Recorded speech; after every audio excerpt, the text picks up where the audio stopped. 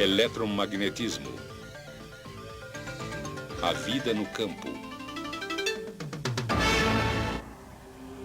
Na Lua, um astronauta é protegido do ambiente hostil por uma roupa espacial projetada cuidadosamente.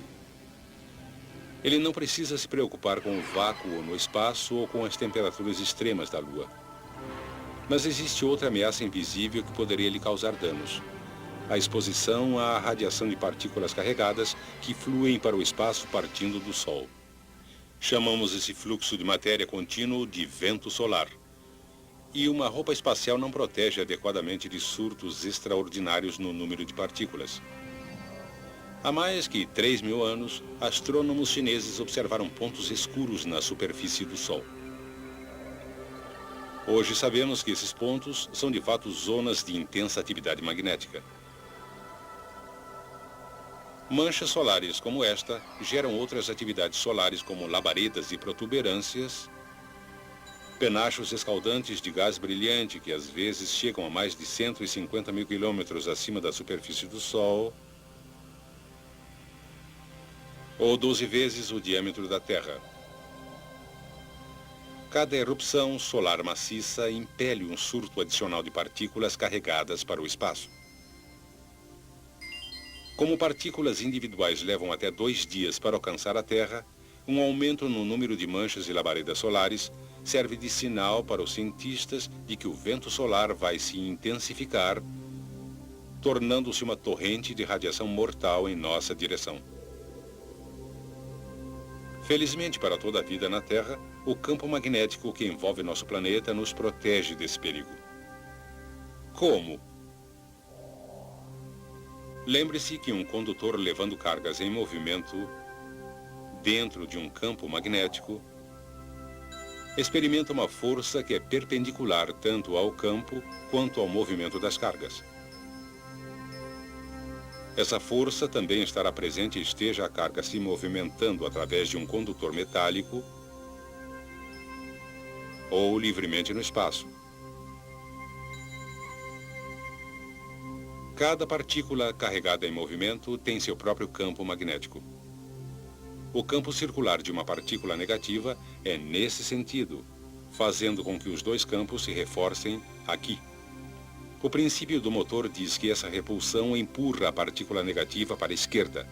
Entretanto, o vento solar consiste de partículas carregadas, tanto negativamente como positivamente, e seus campos magnéticos têm sentidos opostos. As partículas positivas defletem para o outro lado.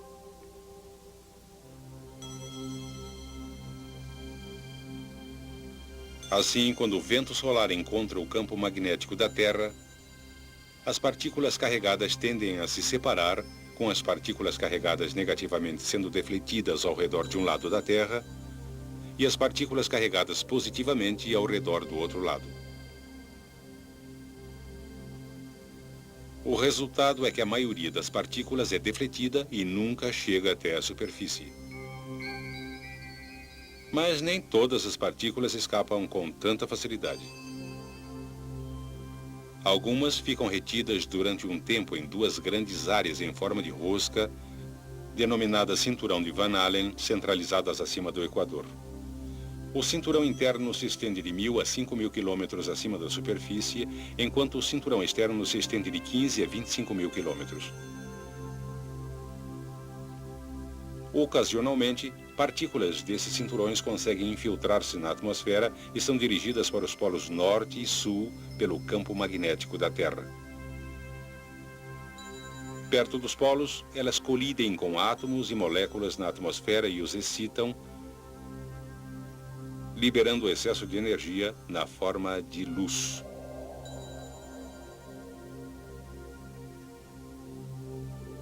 No norte, a luz pálida resultante é denominada aurora boreal ou luzes do norte.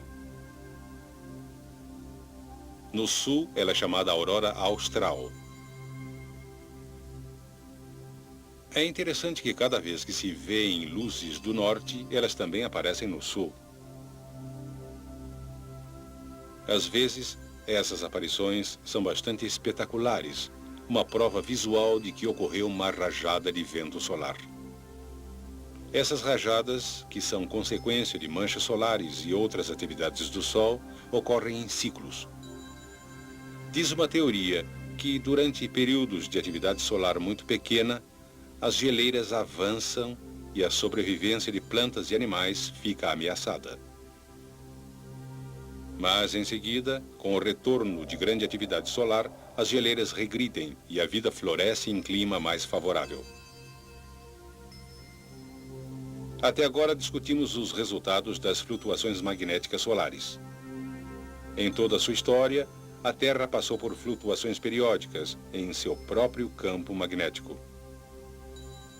Os geofísicos acreditam que o campo magnético da Terra é realmente produzido por movimentos complexos de cargas no interior do núcleo fundido do planeta.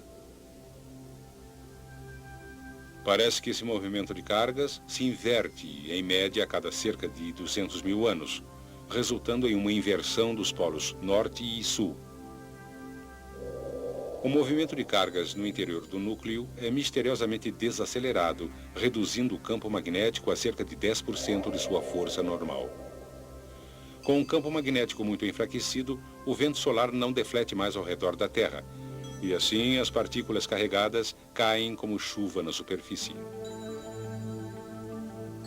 Isto pode romper o material genético no interior de células vivas. O efeito mutante subsequente pode ser o responsável pela extinção repentina de muitas plantas e animais e a aparição de espécies completamente novas.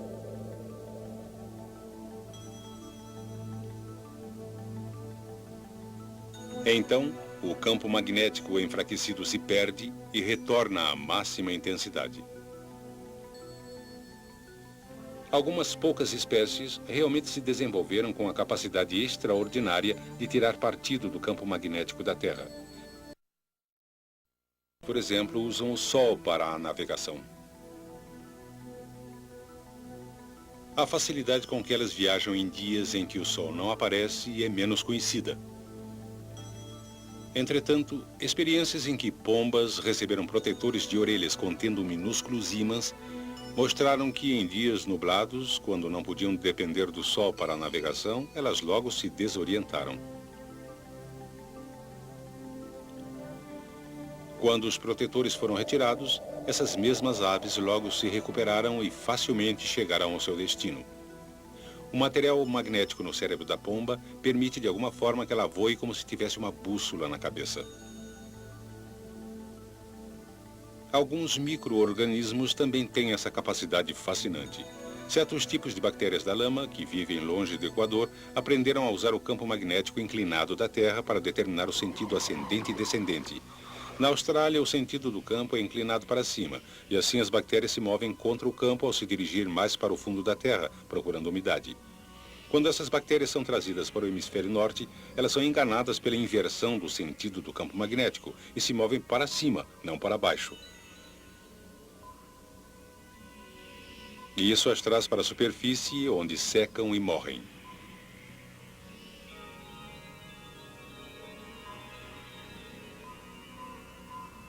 Foi a presença de um campo magnético que ajudou a Terra a se tornar um planeta agradável para seres humanos e outros organismos.